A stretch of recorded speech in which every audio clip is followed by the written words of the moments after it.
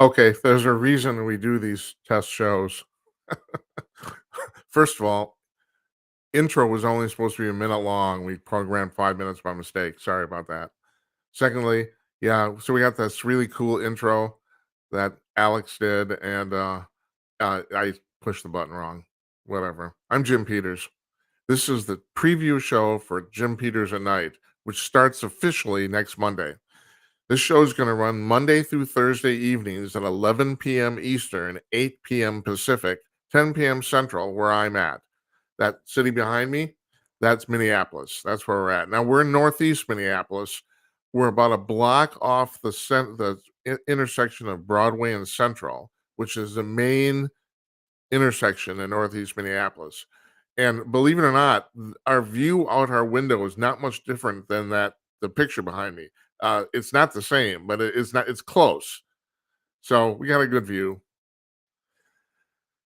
There's okay. So what are we going to talk about? We're going to talk about all sorts of crap. I mean, we are seriously everything that interests me. If you listen to my previous podcasts, we're going to discuss the conservative news analysis. That's kind of what I'm known for.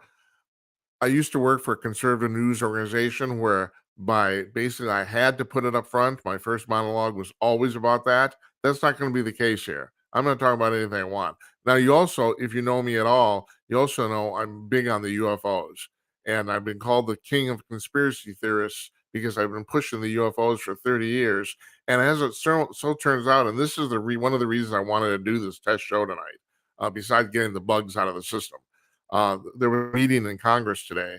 They had a hearing where three guys from the military basically testified that the UFOs are real, and everyone was shocked. They were absolutely shocked.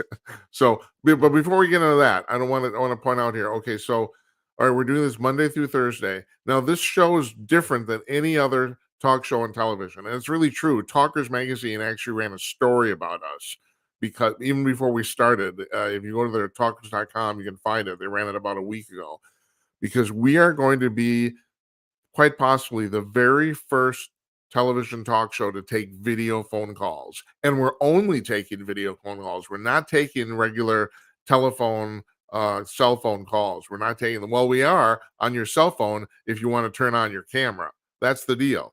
So now, if you want to know how to do this, go to our website. It's at jimatnight.com. Matter of fact, there's a little thing I don't know. Here, hold on a second. It's like right here, right. That's the URL. There's a big button on that page at the top that will put you in our virtual green room, and then you'll be in the queue for, I'll put you on the air. And if you want to call in tonight, we're not expecting a lot of people tonight. This is mostly a test and it's unadvertised, but you never know who stumbles in. If you want to call in and give it a shot, I'd appreciate it. Well, I'll talk to you. The there When you do that, there's you get a preview screen. You push the button, you get a preview screen, get to check out your mic and your camera, and a couple other things that you can pretty much leave the defaults on. And you can call in if you don't want to use your camera, you can call in with audio only. But I'd still really appreciate it if you uploaded an avatar. So then we have just your avatar on the other side of the screen instead of your big mug. And of course, it says this on this page, and I hope you don't have to, I don't have to tell you this. You're going to be on television. That's all there is to it. Now, speaking of that, all right, how do you watch this show?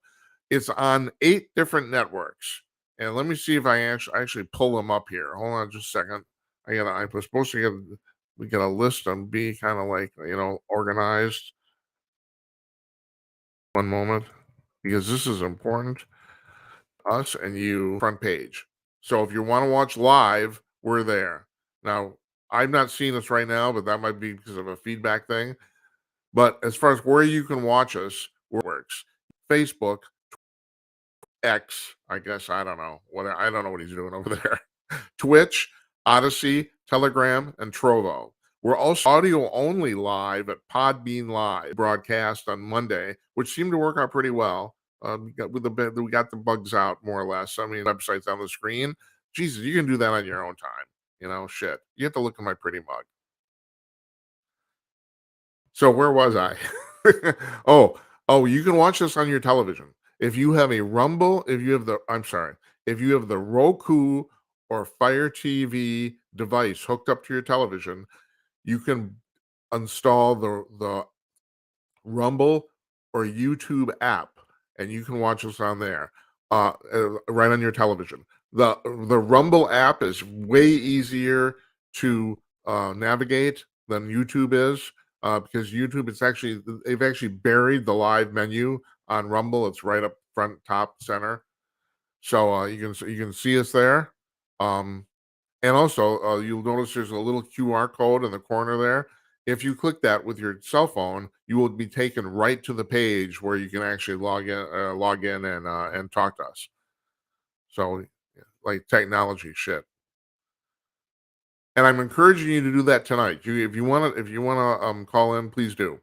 So because we've only done it as tests, and so it'll be interesting to see. I'm like I said, I'm not expecting. There's not a lot of people watching this tonight, and I know that. But if you want to go right ahead.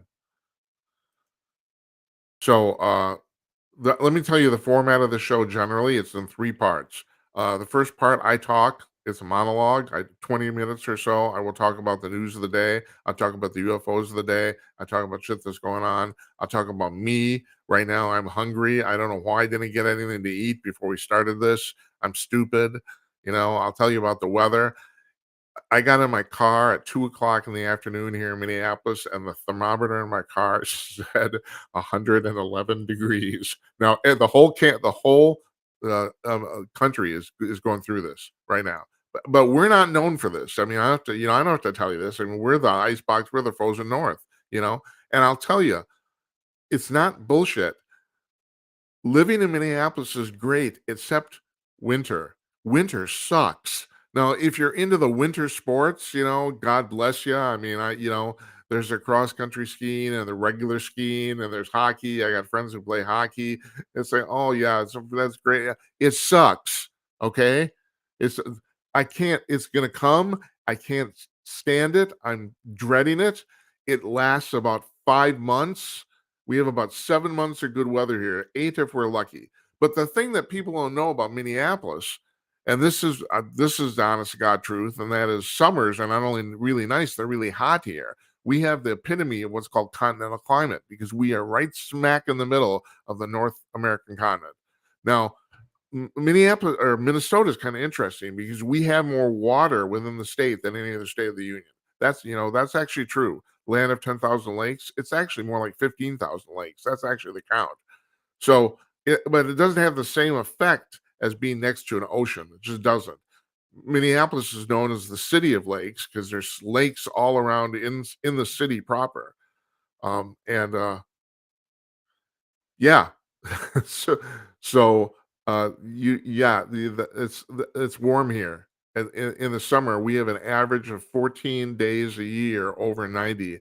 And if I'm right, I think today was the 18th or 19th just this year, and we're not even two-thirds of the way through summer. So it's really, but this is going on everywhere. I don't have to tell you, you know.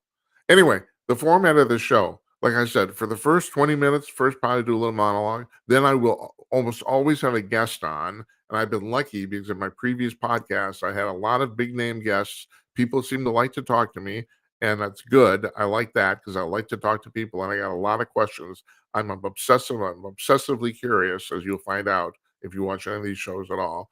And I will talk to a guest, and that will go on for 20 or 40 minutes. And then the third part of the show, I'm going to take your phone calls.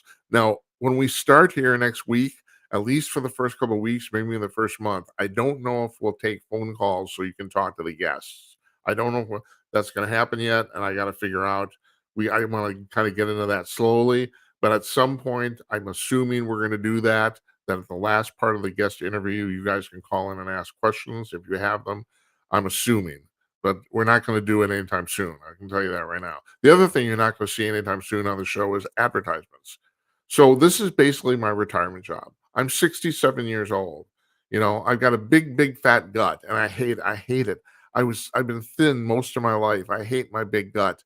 I had a medical problem in the last 2 3 years. Then I had a hormone issue. It made me gain an enormous amount of weight. I hate it. I hate it.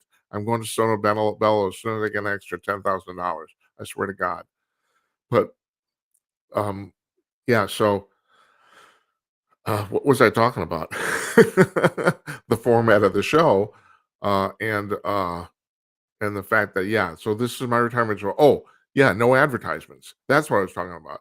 At least 6 months, if not a year. Well, I'm not. Don't even. I'm not even going to try to push it. So we got to break. We got to have breaks. There's two because there's three parts of the show. There's two natural breaks, and we'll run our little spiffy little intro there with the little music and stuff. We'll run that, but you're not going to see an advertisement, and especially also not on our website. I don't know if you folks have noticed this, but display advertising on the internet on the web has completely failed, and I don't know why. I've been involved in the internet for over 25 years. I ran one of the largest social communities online in the mid 1990s. This is when the internet was brand new. Nobody even knew what the hell I was talking about most of the time. And I got caught up. Our website got caught up in this thing about the fact, oh, we're going to run ads on the internet. We're going to run ads on websites, and we had a big time, you know, uh, commissioned sales broker and all that sort of stuff, and nothing happened. And it was one of the this is one of the places I learned about how the press works. Now, I've always known about the press. I spent most of my career as a classical musician. I was a child prodigy musician, and because of that. I mentioned that because the first time I was interviewed by a newspaper person was when I was 12 years old. I was going to do a concert, and I told this guy something off the record, and he printed it. And that was my first experience with the press, and I've had numerous experiences with the press ever since, and these people are, as a general rule, fucking idiots. I can't I have a hard time speaking highly about some of them, are good. We're gonna have a woman named Jennifer Gabani on here. She's the editor-in-chief of thecollegefix.com, which is the most read conservative public campus publication in America, and she talks about the people working for her, and I'm sure they're great, and they probably are because it's a fantastic publication. If you read it, you'll see what I'm talking. It's at thecollegefix.com, and but by and large, the press is they just fail. So I bring this up because this thing that happened in the 1990s. So we are running advertisements on our website. It's brand new. The web is brand new. Most people they haven't been on for a year. It's all new, and nothing's happening with the advertisements. And then I finally realized around 2000, and we folded our website up in 2001. Around 2000, I finally realized it was all a ruse. Nobody was making any money off of this. And of course, if you go back in history, I don't know how old you are, but you go to March 2001 when the internet bubble crashed and the stock market crashed. The only real website that survived that was Yahoo.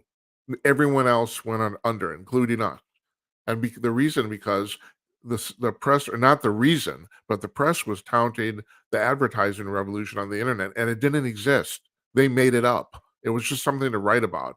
A few boring summers of news. I don't know what, but it didn't exist. They made it up. And that's what's happening with the news today. And so let me segue here into this thing about the UFO UAPs that happened on Congress today. So three military guys, all highly touted, highly decorated, testified under oath in Congress that yeah, the U.S. military, the government has crashed extraterrestrial spacecraft, and yeah, some of those spacecraft were piloted by what they call non-human pilots. And three, the government's been covering this up for 70 years. Actually, now I'm very, very well versed in this topic, but I did learn something today on this. Uh, if most people think the first crash of an extraterrestrial spacecraft in America happened at Roswell in 1947, first of all, that's not true at all. It was actually Cape Girardeau, Missouri in 1941. That's what the information I had. And I suppose that's true if I was not wrong in the case that was in America. But these guys are saying that the first retrieved spacecraft crashed in Italy in 1933 while Benito Mussolini was running the place, and that the Vatican brokered the transfer of that spacecraft to the United States. I did not know this before. That's what, but they said that's where this all started. That's we've been doing so we've been dealing with this for 90 years, basically.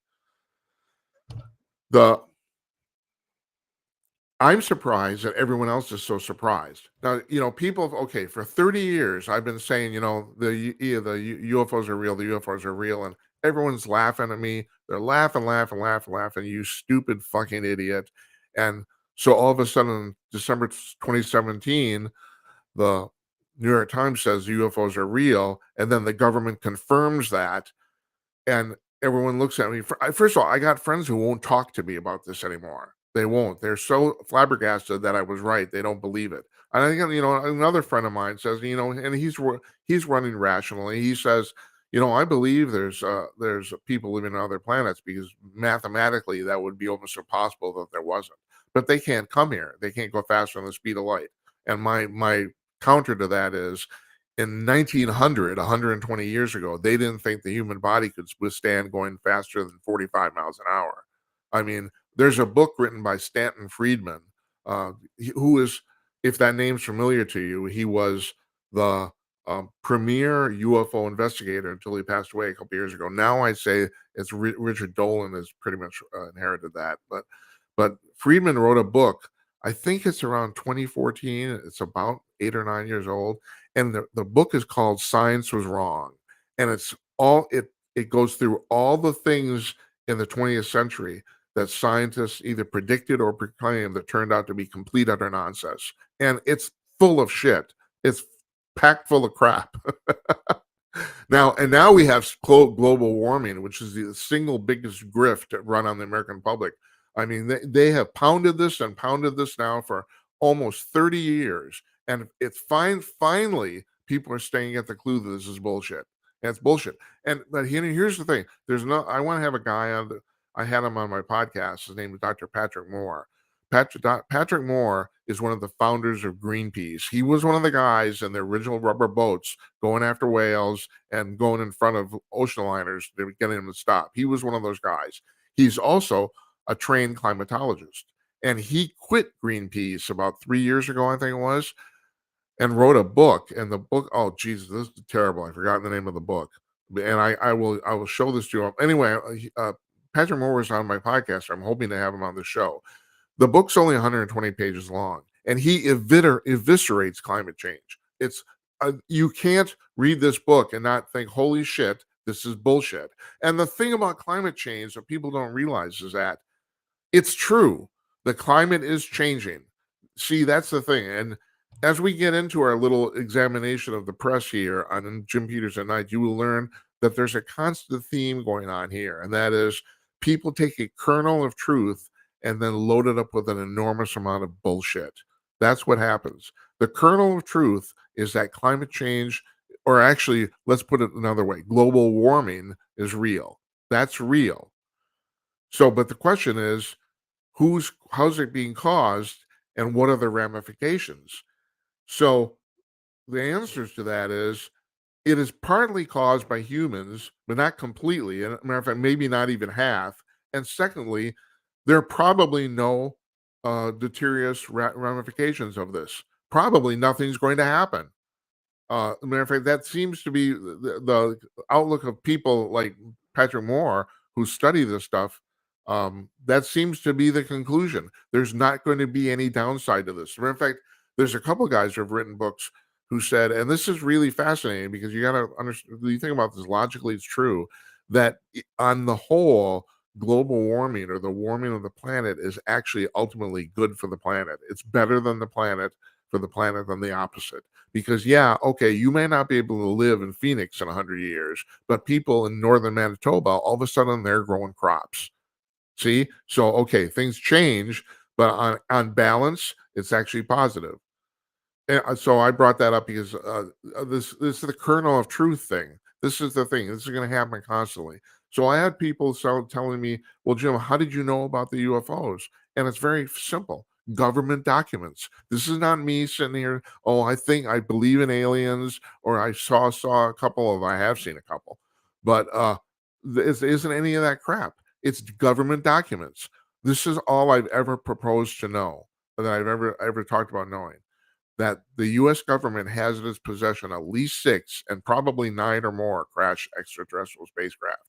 Now, you gotta draw a line there, or an inference. If there's crashed extraterrestrial spacecraft, that means there's extraterrestrials. And Christopher Mellon, he was the guy who originally leaked those videos to the New York Times in 2017, and he's a really interesting guy because he comes from the Mellon banking family, so he was born ungodly rich, so he doesn't need any money, but he's just decided he's going to go about trying to uncover this. That's what he's decided. So he oh geez, I lost my train of thought. That's what happens when you're 67. Okay, so what did he do? All right. Well, he uploaded those things, but he has also said that the problem is, he's written some articles about this. The problem is that the US government cannot say the A word. They can't say the word aliens. Now 3 guys said it today, probably for the first time ever in a government hearing. They said the extraterrestrial, they said the E word and the A word. And amazingly, people on the panels were shocked. I mean, what Todd Pyro on Fox News, he said if it wasn't for Hunter Biden, this would be all anybody's talking about. He's probably right. But the fact that people don't, I have a hard time understanding why people can't wrap their mind around this. And maybe it's, I don't know. I don't, maybe it's a religious thing. I don't know. Although the Vatican has come out, and they've said point blank, they've said it numerous times, that proof of extraterrestrials does not mean Jesus did not exist or was wrong. So I mean they've covered their butt with that. Matter of fact, it's really interesting. There's been a I don't know, rumor or a feeling that for years the Vatican's been trying to cover something up around this, and now I'm wondering if it's this thing about the crashed spacecraft from 1933. I just found that out today or yesterday because like I said, supposedly the Vatican brokered the transfer of that from Italy to the United States, which means they obviously knew about it. So I don't know if that's where they've been going, but they've always been very cagey on this issue. They've also been upfront. I mean, there's the chief astronomer for the Vatican has gone on record for years saying that they believe that extraterrestrials are real. All sorts of, well, they don't have to believe it if they've got a goddamn spacecraft. I mean, they don't. But I'm watching the 5 tonight on Fox News, and Dana Perino, or yesterday, Dana Perino is talking about the fact that she's always been a skeptic, but these guys, and the 3 guys, especially David Grush, who has, although he's not technically in the military, he has the military equivalent of a rank of colonel. I don't quite understand how that works, but he was charged by the AARO office, Advanced Aerodynamic Resource Center, or whatever it's called, to find out about this. And he spent 4 years researching it, and he found out. And what he found out is that yeah, these things are stuck. He says he actually knows the location of where the government is keeping the spacecraft. He would not say it on television. He wouldn't say it in public, but he says he knows, and he says he was going to tell the committee. I don't understand why this is. What were you expecting? I We're going off into space. We're going to do this someday. And so in some ways we're already doing it. No one's walking around Mars, but if they were, they'd run into more stupid rovers, running around taking pictures, grabbing the soil samples. I mean, we're already doing this. We're doing this. And we're like my brother-in-law said, we're 2 weeks out of the trees. I mean, seriously, you stop and think about how much progress we've made as a civilization in just 150 years. We've only had working electricity for 150 years. We've only had computers for all practical purposes for 40 years, or maybe not even that, 30, let's say. I, as a musician, I dealt with computer music in the early 1980s. Nobody knew about it. It was a completely new thing until those of you who are musicians will know what I'm talking about here. In 1986, I think it was, the Korg company came out with an M1 synthesizer that completely blew the whole market to smithereens. That machine cost $3,600 in 1986 money, and it basically replaced a $250,000 Fairchild synthesizer. And for the first time ever, and not only that, it recorded too. It digitally recorded. It recorded via MIDI, and nobody even knew what MIDI was at that time. And now MIDI isn't used too much anymore because it sounds kind of machine-like, but it was a revelation then. So, and that was 1986. So what do we got there? We got 35 years, almost 40, not less than 40. And that's how long we've had computers. To run my M1 synthesizer, I had a computer that ran Windows 2, not Windows 3, Windows 2, which was basically a DOS covering for your DOS interface is basically what it was. At any rate, so these guys they said a whole bunch of stuff no one had ever said in Congress before, and it's going to be really interesting to see what happens. My fear is that the Congress is going to set up yet another fucking committee to say, Jesus Christ, I mean, shit, you know. There's some ramifications here we have to go through. There's a reason, or there are reasons that supposedly the military has kept this secret. Now, one of them obviously is an advantage in national security. That's completely understandable because obviously, if the American public knows, that means the Chinese and the Russians know too. Now, that's completely understandable, and they don't want to lose that edge. But there's the other thing is they're afraid, and apparently there's been a discussion going on, from what I understand, in the Pentagon about this for years, and it's gotten quite heated that the public isn't ready for this. Now, that's really interesting because based on what I saw on television last night, I think that might be true. I mean, you're talking about highly educated people who couldn't wrap their minds around the fact that this might be real. I watched television most of the day yesterday just to see the reaction for this. I did not actually see the hearing all the way through. I saw part of it.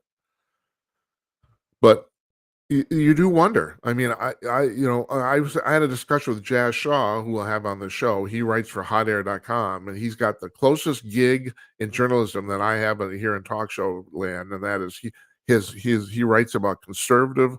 He writes conservative political analysis, and he writes on UFOs. I do the same thing. So we're like brothers from another mother, you know. But he said the one thing we've disagreed on is, he said he wants the government to actually release this. And I said during our discussion, I said, I'm not certain the public's ready. And he disagreed with me on that. But the part of the reason I said that, though, is that if we tell the American public, we're telling the world. And I think there's a lot of people across the world, across the planet, who aren't ready for this at all. I don't, you're talking about some pygmy tribes in Africa. Can they wrap their mind around this? There's very, very few tribal organizations that are completely cut off from civilization anymore. But there's a lot that are mostly cut off. In other words, they're getting the outside news, but they're not paying any attention to it. But this would be the biggest news on the planet. It literally would be the biggest news. So can those people handle this? I mean, they can, I hate to say this, they're like the Amish, who don't want to drive a car. Are they going to be able to handle the fact that people are flying here from other planets? I don't know. And then the other thing is, and this is the third portion, and this is the part where we get into the tinfoil hat stuff. And I hate to bring this up, and I got to bring this up for a full discussion here. There's a talk that supposedly the ETs have told our government that they don't want the government telling the populace. And I don't think you want to mess with these people if that's true. Tim Burchett, is he from Arizona or Wisconsin? I can't remember. But he's the person in Congress who's pretty much spearheading this whole thing. I mean, he said this, and I've drawn the same conclusion, and that is, you kind of have to assume at this point that these people are not dangerous to us. People, I'm going to call them people. They're not dangerous to us because if they were, they would have gotten rid of us a long time ago. Supposedly these people have been flying here for thousands of years. Now, and you got to wrap your mind around this. Like I said, we've been dealing with electricity for 150 years. We've been dealing with computers for 40 years. There's a distinct possibility that there are civilizations in the universe that are literally a million years ahead of us. Now, look what we've done in just the last 150 years. Look at that. extrapolate that for a million or even 10,000. You know, there's um, there's not a theory, but supposedly Paul Hellyer, who was a defense minister of Canada in the 1960s, and he confirms this. There's a guy named Robert Dean, if you want to look this up online, Robert O. Dean, O middle initial. He was a military officer for NATO in the 1960s, and he saw a printout of a report called The Assessment of the Situation. That's what he said it was called. That was the title of it. And it was fairly long. It was a couple hundred pages. And he read it all, even though he wasn't supposed to. He said it ended up on his desk by accident. I think his rank was Master Sergeant, if I'm right. So he wasn't that far up the food chain, but he was there. And he was stationed in I think Germany, some European country. And it's 1965 or 63. Forgive me. That's another thing you got to understand, too. I'm doing this show off the top of my head. I have a little outline here, and I will every night, but there's no script, folks. I'm talking. That's what's going on here. So, and by the way, before I go on here, I just want to point out if you want to call in, go to jimandnight.com/call and click the big button there, and we can get you on. But Robert Dean saw this report, and he said in that report, they said that the U.S. government had determined that there were at least 4 different species of extraterrestrials. Now people are saying there's at least 60. There's another guy named Michael Schratt who I'm gonna want to have on the show too. It's gonna happen, I think, pretty much. But he has said that there might be up to 80, and he's also said I said there's at least 6 and probably 9 or more crashed spacecraft retrieved by the United States. He said it's 110. Now he's basically an aeronautics historian, so he knows about this shit. But at any rate, so Dean said there were 4, and as time has gone on, this number keeps to grow and grow and grow. And of course it does, because the thing is, right now we are discovering an average of 1 new planet a day. And you think about this: 20 years ago, we knew of no planets outside of the solar system. The last count I think I saw was 4,500. That's in 20 years, and they pretty much find a new one every day. In the Milky Way galaxy, anyway, it seems that there's an average of 1 planet for every star. And if I'm right, there's 100 million stars in the galaxy. So shit, even if there's my friend who's playing the dice game and says, well, they can't come here, but they exist. Yeah, they exist. I mean, you realize how little life there'd have to be, even if there's only like a dozen planets with intelligent life on them. I mean, it's unbelievable. And I want to bring something else up about the reason I really think up about the extraterrestrials and the different kinds is that you have to think about this. There's some of them are 200 years ahead of us, and some of them are 10,000 years ahead of us. There's going to be a whole group. I mean, just like us, we're coming out of the womb, and we're going to be. First of all, you have to understand this. We've already figured out how to fly faster than the speed of light. We know how to do it. We can't manage the energy to do it. That's the problem. But theoretically, there's a Mexican physicist. I can never remember how to pronounce his name. I think it's Abercrombie or something like that. Anyway, he has come up with what is essentially warp drive, and supposedly it would work. It said we can't. To power a little spacecraft, it would take more than electricity all generated on Earth right now. And if you want to see a really interesting video, go to YouTube and search for Bob Lazar. There's a video from 1992. Bob Lazar is a guy who said he worked at Area 51, reverse engineering these craft. And he explains in a video from 1992, standard def bullshit picture, how these things worked. And so he was poo-pooed by physicists at that time. Everyone said, "Oh, that's just bullshit." Well, nothing he said in that video has ever been proven untrue, and a few things have now been proven true.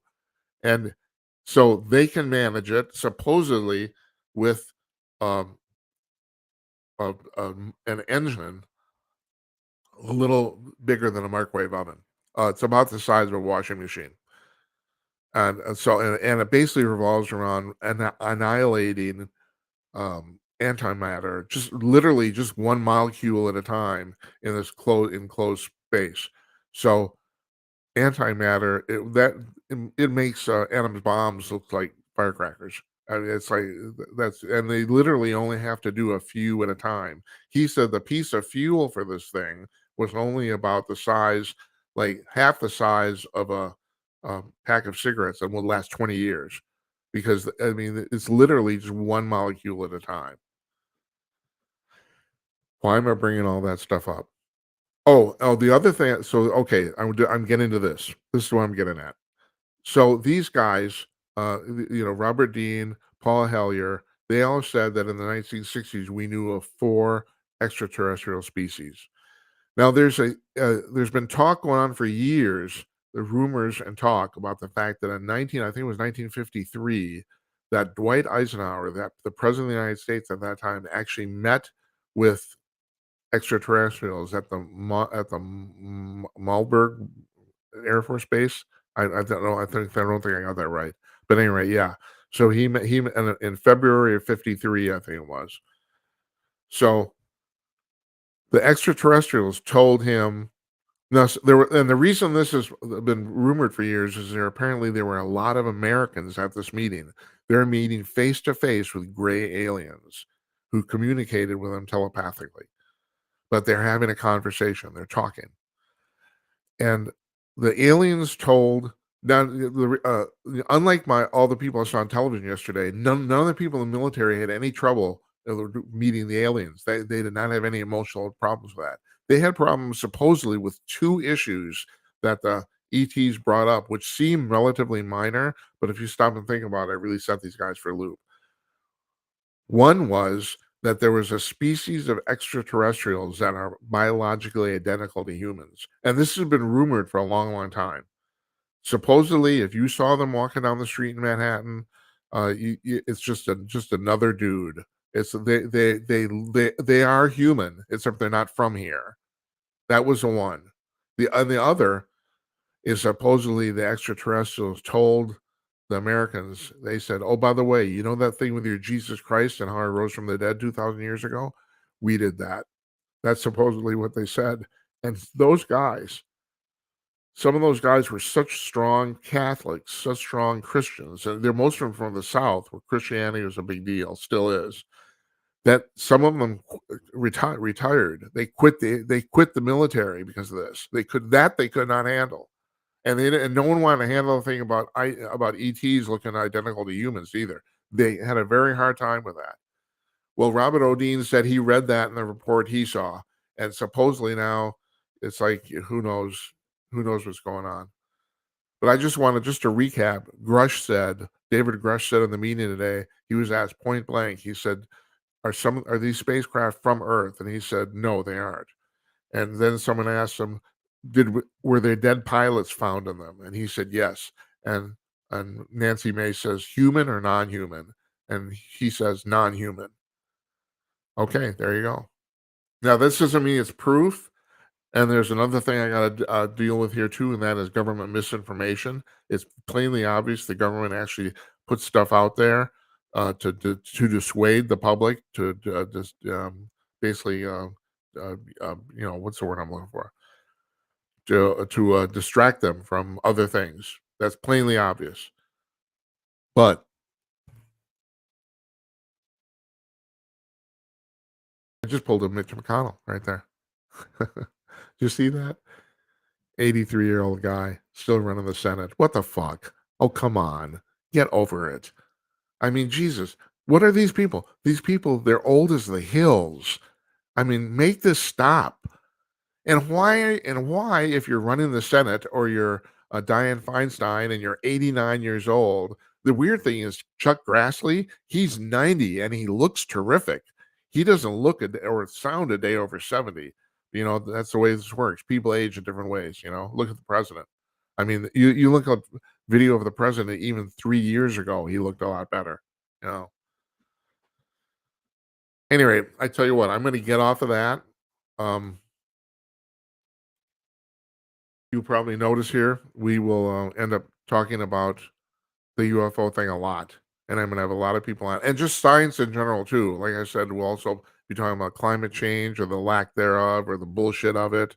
Um, Electric cars. I actually like the idea of electric cars. I like the idea, but I don't like what you have to go through to make one. There's little kids, and I'm not kidding about this. There's little kids, child slave labor in the Congo who are mining cobalt and lithium to make your electric car. Yeah, you heard me right. Child slave labor to make your electric car. Because the Congo is the only place on earth that you can really find this crap anymore, except China. And they've been hesitant to share. Geez, I wonder why.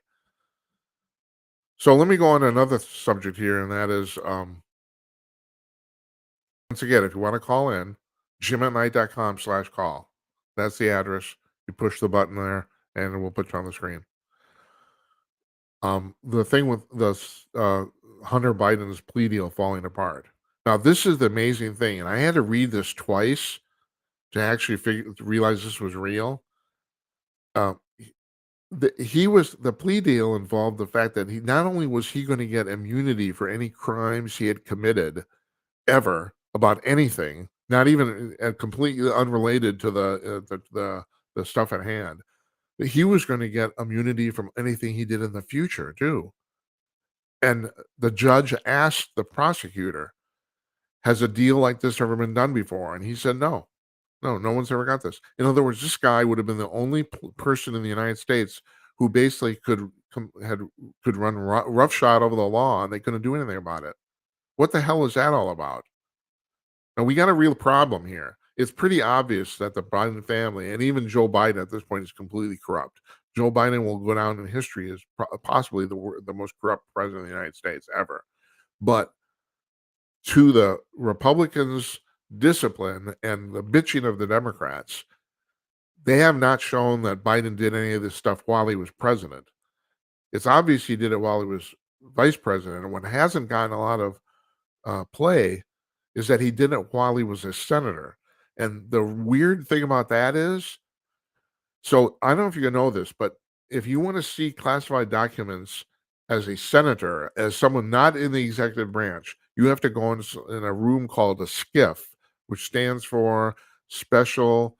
It's anyway. It's an acoustically isolated, electronically isolated room, and you go in there and you look at the documents and you come out. You can't take it your cell phone. You can't take it a camera, obviously, and you can't take the documents. Well, the weird thing is, and this hasn't got a lot of play, all the government, the documents, the classified documents that were found at Biden's house, some of them he took when he was a senator. Now, as vice president, all that shit comes across his desk. It would have been easy to grab. Even I can understand that, and don't even get me started on Trump because they're going after Trump this is no one who's ever done this has ever faced any serious jail time or even basically get a slap on the wrist. Whoever done this, and Joe too. Joe knows that. But to do this as a senator, which means either he or his staff members literally stole these documents. That's the only way you can get them. He stole them. Now, what the fuck is that all about? And also, why did he need them? It's like you get to look at them, you get to read them. And this is a regular thing for people in the Senate and the House. They go to these SCIF rooms all the time to read stuff they can't take out. So they're privy to some classified information, but they can't copy it. All they can do is look at it, right? So I can't say Joe did this himself, but if he didn't, a staff member of his did, went in the SCIF room and somehow stole documents. And it's not just one either. There's more than one of this. I mean, this family and this guy's so damn corrupt. It's unbelievable. And the irony is, and I'll tell you right now, I'm a big Trump supporter. I am. I voted for Trump in 2016, not because I thought he'd be a great president, because I knew that Mrs. Clinton, would be a disaster. And I thought, well, let's take a flyer. That's what I thought. I thought there was a good possibility Trump would be completely full of crap, But Trump did a really good job, and for some reason the Democrats do not want to credit him for this at all. I mean, he says a bunch of crap. That's true, I mean, and it works for him. That's the reason he does it. This latest indictment, where he's been indicted for these having these records at Mar-a-Lago, is probably the first thing he's ever done where there's a distinct possibility he might be guilty of this. I mean, this guy. I mean, this guy never even got a parking ticket in his life. It's fucking unbelievable. That's because he knows he's a target. Everybody's on, target on everybody's back. So they're saying he's corrupt. Meanwhile, the current president of the White House, the current occupant, is corrupt up to his eyeballs. I mean, he's taken money from all over the place. So what they haven't done yet is they have not traced. There are two things. They haven't shown that any of this activity has happened while Biden has been president itself. Mostly it's happened when he was vice president. And I suppose that's bad enough, but I don't know. Do you impeach somebody for something, for a previous thing and something they didn't do while they were in their current office? I don't know. There's a lot of Republicans who don't think you can do that. And then the other thing is, um, what is the other thing? All right, Jim, get your shit together here. Uh, there, um, oh Jesus, I can't remember. I can't. This is awful. This is terrible. I got to get my crap together here. Yeah, but Biden is. This is not what's going on. Is not good. I mean, I know what it was now. Okay, so the thing is, at some point they have to trace some money directly into Joe Biden's bank account, and so far I don't think they've done that. I think the closest they've come is Hunter. But even if they can show a payment from Hunter directly to Joe, if they can show that, it's a done deal. He's toast. Now, I'm 67. I lived through Watergate. This makes Watergate look like complete child's play. You have to understand what happened in Watergate. A bunch of guys from the Republican National Committee, they were called the plumbers because this is what they did. They went around, they caused trouble, broke into the Democratic Nationals, uh, the Democratic National Committee headquarters in the Watergate complex in Washington, D.C. They broke in to steal files. They got caught, believe it or not, by a janitor. I mean, it's like, this is like, it's like kind of like real low tech shit, but they did. They got caught by a janitor. All right, so it turns out, and everyone historians now totally agree with this. Nixon, who was the current president at the time, did not know they did this. He did not know they were planning it, and he didn't know they did it. Nixon's problem is that after they did it, and they came, and the white guys got together in the White House, Nixon decided he was going to cover it up. If Nixon had gone on a press conference the next day and said, "Look, I didn't know about this," which was true. This is a bad thing, which is true. And these guys will be dealt with in an appropriate manner. The justice will be served. Okay, fine. No one would ever, it would never have come up again. No one would ever have paid any attention to it. But Nixon, in his fucking infinite wisdom, decided he was going to help cover this up, and that's what Nixon almost got impeached for. That's if he had. It's pretty much agreed if he had not resigned, he would have been impeached. And when I mean impeached, I mean also removed. He would have been removed. There's the very famous walk that Bob Dole made, who was the head of the Senate at that time, was the Senate Majority Leader, excuse me, who he walked from the Capitol to the White House to tell Nixon he had lost the support of his party. And that was basically the end. But so that's Watergate. Now you compare covering up a petty crime, which what it was. I mean, they busted into a stupid fucking office. Covering up a petty crime compared to taking a $5 million bribe from somebody, from one of our adversaries. I mean, there's not even a comparison. There's not. And it looks like this happened. And they have to, but the thing is, I do agree with the Republicans that they have to nail this down. I do think they do. The public won't accept it. And even if they do, here's the deal. Even if they put in impeachment, he's going to survive it. There's no way the Democrats are going to vote against him. They just won't. It doesn't matter what he's done. It's the opposite of Donald Trump. Now, here's the real irony of all this. Donald Trump's first impeachment was specifically started because he asked a question to Zelensky in Ukraine about Joe Biden's involvement there. And I mean, I'd love to interview Trump because I need to ask him, did you know about this? Did you get some wind about the fact this was happening? because in retrospect, not only does it not look shady, it looks totally legit to ask. That's the hilarious part. Hold on.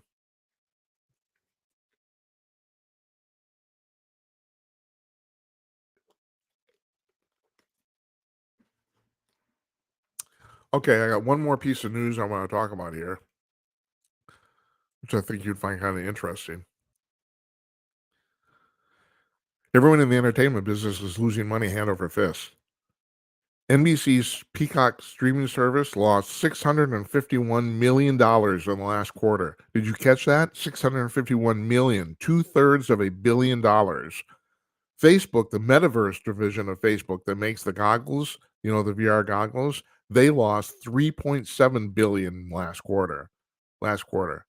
Uh, And those of you studying this, if you want to read up on this, you go to Breitbart.com and pull John Nolte's articles because he's really quite an expert on this subject. Uh, Hollywood's cratering, and the reason Nolte says, and I agree with him, it's simply bad content. Disney lost $900 million on its last 8 movies. Did you hear that? Almost $1 billion on its last 8 movies. That's how much they've lost. Well, I hate to say it, those movies suck. And I think we have a problem here now that we got the woke culture that's kind of insinuated itself into everything, and we have younger people running the studios who are basically completely steeped in this, and they think this is entertainment, and they're completely utterly wrong. Totally, they're totally wrong. Nobody wants to watch this shit. Here's another example: Greg Gutfeld on Fox News, the Gutfeld show, which is on at 10 o'clock Eastern now. Matter of fact, we moved the time of this show because I didn't want to go on with him and against him. I didn't. So he, in like 4 months of running that show, it's been on. I think it's been on the air for 2 years. In the He overtook all of the talk shows, late night talk shows, on all the broadcast television networks, all of them. And the amazing thing is, he's not only is he not on broadcast television, you have to pay to watch Fox News. It has to be part of your cable channel. He doesn't have anywhere near the reach of these guys, and yet he's beating all of them. Colbert just barely. The rest of them he's slaughtering. Him and Colbert pretty much tie most of the time, but the rest of them are just in the dust. And so why didn't I mean, he's talked about this in interviews. It was basically like low-lying fruit. If you watch any of the other late night talk shows, it's all steeped in liberalism, all of it. It's like uh, Colbert, God bless him. I mean, I think the guy's a very mean man. I really do. But it's you can't get away from it. And so, and like um, Gutfeld has said, that's kind of the original premise of Fox News is that all of the uh, all the mainstream media has always been liberally slanted, and here comes one outlet that isn't. And so they're taking up. It's not that they're. It's not that Fox News is competing against like CBS or NBC. They're competing against everybody. It's like they're grabbing the audience that doesn't watch anything else. And this is what's happening in entertainment now. We have basically the entertainment's crap and nobody's watching. It'll be really interesting what's going to happen here. Barry Diller, who was a longtime movie producer in Hollywood. He isn't anymore, but he was. He thinks this could actually kill the entire business. Now it won't, like in the sense of there'll always be movies and there'll always be people making them, but um yeah, there's a good possibility Hollywood won't be the same as it was. I think that's a very good possibility, and also it'll be dumbed down and whittled down. You won't see any big blockbuster movies because people can't afford to make them, especially when you make them and they lose money. And also, I don't know about you, but the last time I went to a theater, it was before the pandemic, and my wife and we dropped $100 between the ticket, popcorn, all. It's like, and with the movie, it was just okay. It was like, now you can sit in your home, and you have to understand this too. This is how old I am. Y- Your 55 year, you can get a 55-inch smart television for $260. which is mind-boggling. I mean, it's like, you have to understand, even when we had those stupid cathode ray TVs years ago, they cost a fortune. They did. Now, a TV that's way more advanced than that costs nothing. Nothing. That's even even like doing this show. I got some lights here, I got some cameras, la di da di da. The camera that I'm using, that I'm looking into right now is about $100, and it's way better than any studio television camera from 20 years ago that cost 100,000 bucks. It's so yeah, things get cheaper, but they get mind-bogglingly cheaper. So why go to the movies when you can stay home and watch? And all right, so if Netflix wants to lose money, God bless them. We subscribe, we'll watch, you know. Well, I don't blame you people for not calling in because first of all, I know hardly anybody's watching this, but starting on Monday, I'm gonna be plowing along on this monologue here, and hopefully it won't be this long.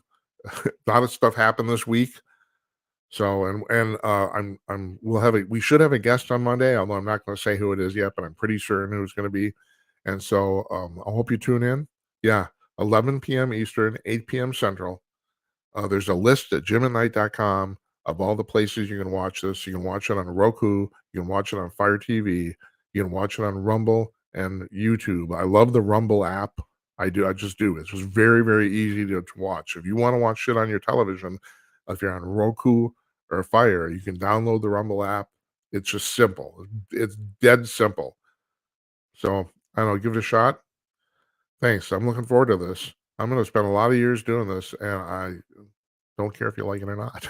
I don't. All right, you guys have a nice weekend, and we'll see you. We'll see you on Monday. Take care.